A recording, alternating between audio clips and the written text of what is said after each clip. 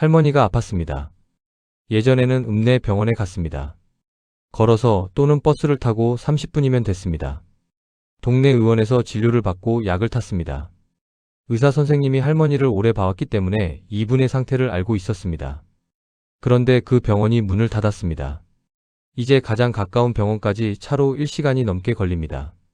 차가 없는 어르신은 택시를 불러야 합니다. 그 비용도 부담입니다. 거동이 불편한 분들은 그 이동 자체가 큰일입니다. 갑자기 쓰러지면 어떻게 되는 걸까요? 구급차가 오는데 얼마나 걸릴까요? 지방에서 병원이 사라지고 있습니다. 이것은 불편한 것을 넘어서 생명과 직결된 문제입니다. 왜 지방 병원이 사라지고 있을까요? 단순히 의사가 부족해서가 아닙니다. 훨씬 더 복잡한 구조의 문제가 있습니다. 오늘은 그 이야기를 하겠습니다. 지방 의료가 어떻게 유지되어 왔는지를 먼저 이야기해야 합니다. 한때 지방에도 병원이 있었습니다. 읍내마다 내과, 소아과, 외과가 있었습니다. 규모가 크지 않아도 기본적인 진료는 지역에서 받을 수 있었습니다. 지역 주민들이 단골 병원을 가지고 있었습니다. 지역 거점 병원들도 있었습니다. 도립병원, 시립병원, 지방 종합병원. 이런 곳들이 큰 지역 의료를 담당했습니다.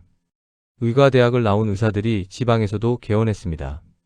큰 도시보다 경쟁이 적고 지역에서 안정적으로 의원을 운영할 수 있었습니다. 그런데 이 구조가 흔들리기 시작했습니다. 왜 지방 병원이 사라지고 있을까요? 첫 번째 이유는 인구 감소입니다. 병원을 운영하려면 환자가 있어야 합니다. 환자가 충분해야 의사의 수입이 나오고 직원 월급을 줄 수 있고 장비와 시설을 유지할 수 있습니다. 그런데 지방 인구가 빠르게 줄어들고 있습니다. 청년들이 일자리를 찾아 도시로 떠났습니다. 아이들이 줄었습니다. 남아있는 인구는 고령화됐습니다. 환자 수가 줄어들면 병원 운영이 어려워집니다. 고정 비용은 그대로인데 수입이 줄어들면 적자가 납니다. 버티다가 결국 문을 닫게 됩니다. 두 번째 이유는 수도권으로의 의료 집중입니다. 대형 병원들이 서울과 수도권에 집중되어 있습니다. 서울 아산병원, 삼성서울병원, 세브란스병원, 서울대병원. 이 병원들이 전국에서 환자를 끌어당깁니다. 지방 환자들도 큰 병이 생기면 서울로 올라갑니다. 지방 병원을 믿지 못해서가 아닙니다. 더 좋은 시설, 더 많은 전문의, 더 다양한 진단 장비가 서울에 있기 때문입니다. 환자가 서울로 올라가면 지방 병원의 수입이 줄어듭니다. 수입이 줄어드니 좋은 의사와 장비를 유치하기 어렵습니다. 장비와 의사가 부족하니 환자가 더 서울로 갑니다. 악순환이 됩니다. 세 번째 이유는 의사들이 지방에 가지 않으려 하는 것입니다. 의대를 졸업하고 전공의 수련을 마친 의사들이 어디에서 개원하거나 취직할지를 선택합니다. 지방을 선택하지 않는 이유가 있습니다. 배우자의 직장 문제가 있습니다. 서울이나 대도시에 배우자의 직장이 있으면 지방으로 내려가기 어렵습니다. 자녀 교육 문제도 있습니다. 좋은 학교, 다양한 교육 환경이 도시에 집중되어 있습니다. 의사들도 문화, 여가, 네트워크 측면에서 도시를 선호합니다. 지방 병원이나 의원의 수입이 대도시보다 낮은 경우가 많습니다. 환자 수가 적으니 수입도 적습니다. 같은 노력을 해도 도시에서 더 많이 벌 수 있습니다. 네 번째 이유는 특정 진료과의 소멸입니다. 지방에서 특히 빠르게 사라지는 진료과가 있습니다. 소아과, 산부인과, 응급의학과.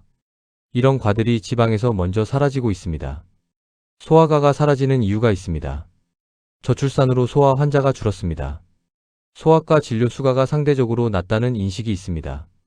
아이 진료는 보호자와의 소통이 힘들고 야간과 주말 응급이 많습니다. 이런 이유로 소아과를 선택하는 의사가 줄었고 지방에서는 더 빠르게 소아과가 사라지고 있습니다. 산부인과도 마찬가지입니다. 출산이 줄어들면서 분만을 담당하는 산부인과가 지방에서 사라지고 있습니다. 출산하려면 큰 도시 병원까지 가야 하는 지역이 생겼습니다. 응급의학과가 없으면 응급 상황에서 제때 치료를 받지 못할 수 있습니다. 심근경색, 뇌졸중 같은 골든타임이 중요한 질환에서 가까운 병원이 없다는 것이 얼마나 위험한지는 설명이 필요 없습니다. 다섯 번째 이유는 의료수가 구조의 문제입니다. 건강보험 수가, 즉 의사가 진료를 하면 건강보험에서 받는 금액이 있습니다. 이 수가 구조가 일부 진료과와 지방 의료에 불리하게 작용하는 측면이 있다는 지적이 있습니다. 간단히 설명하면 어떤 진료는 수가가 높고 어떤 진료는 낮습니다. 수가가 낮은 진료를 많이 하는 진료과는 같은 노력을 해도 수입이 적습니다. 이것이 의사들이 특정 진료과를 기피하거나 특정 지역을 기피하는 요인 중 하나로 지목됩니다. 여섯 번째 이유는 지방 공공병원의 재정 문제입니다. 지방 의료 공백을 메우는 역할을 해온 것이 공공병원입니다. 도립병원, 지방의료원. 하지만 이 공공병원들이 만성 적자에 시달리는 경우가 많습니다. 환자가 적으니 수입이 부족합니다. 그렇다고 문을 닫으면 지역 주민들이 갈 곳이 없어집니다.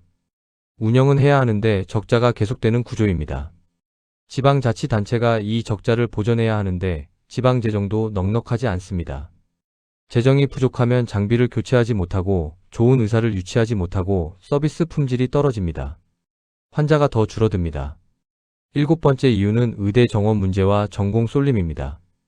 전체 의사 수가 충분한지 부족한지에 대해 다양한 의견이 있습니다. 하지만 확실한 것은 의사들이 특정 지역과 특정 진료과에 집중되어 있다는 것입니다. 피부과, 성형외과, 안과, 정형외과 같은 비급여 수입이 많은 과는 지원자가 넘칩니다. 반면 필수 의료라 불리는 내과, 외과, 산부인과, 소아과, 응급의학과는 지원자가 부족합니다. 전체 의사 수보다 어떤 과에 어떻게 배분되느냐가 더 중요한 문제입니다. 지방 병원이 사라지면 어떤 일이 벌어질까요? 의료 공백이 생깁니다. 가까운 곳에서 진료를 받지 못하면 치료가 늦어집니다. 특히 응급 상황에서 이 지연이 생명을 위협할 수 있습니다. 고령층이 가장 직격탄을 맞습니다. 거동이 불편한 어르신들, 혼자 사는 어르신들, 차가 없는 분들. 이분들에게 1시간 거리의 병원은 사실상 없는 것이나 마찬가지일 수 있습니다. 지역 소멸이 가속됩니다. 병원이 없는 지역에 살고 싶은 사람이 줄어듭니다. 사람이 더 떠나면 병원이 더 사라지는 악순환이 됩니다. 의료 인프라는 사람이 지역에 머무는 조건 중 하나입니다. 산모와 신생아가 위험해집니다.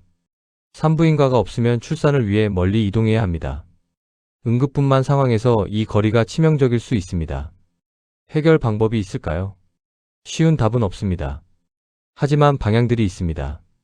지방 의료에 일하는 의사들에 대한 처우 개선이 필요합니다. 지방 근무 의사에게 추가 수당을 주거나 대출 혜택을 주거나 정착 지원을 하는 방식입니다. 원격 의료의 활용이 있습니다. 스마트폰이나 화상통화로 의사와 상담하고 처방을 받는 것이 일부 상황에서 가능합니다. 거동이 어려운 어르신들이 집에서도 기본적인 상담을 받을 수 있는 환경이 만들어지면 도움이 됩니다. 공공의대, 지역의사 양성 제도가 논의되고 있습니다. 지방에서 일하는 것을 조건으로 의대 장학금을 지원하거나 지역 거점으로 배치하는 방식입니다. 작은 진료소, 순회 진료 같은 방식도 있습니다. 병원까지 못 가는 분들에게 의사가 직접 찾아가는 방문 진료도 하나의 방법입니다. 이 모든 것들이 함께 이뤄져야 의미 있는 변화가 생깁니다. 한 가지 방법만으로는 충분하지 않습니다. 오늘 이야기를 마무리하겠습니다. 지방 병원이 사라지는 것은 의사 개인의 이기심이나 정책 하나의 문제가 아닙니다.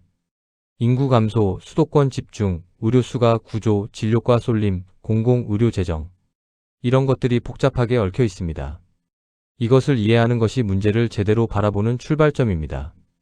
누군가를 탓하는 것으로는 해결되지 않습니다. 아픈 사람이 제때 치료받을 수 있는 사회. 어디에 살든 기본적인 의료를 받을 수 있는 사회. 이것이 우리 모두가 원하는 것입니다. 그 방향으로 가기 위해 필요한 것들이 무엇인지를 함께 생각해야 합니다.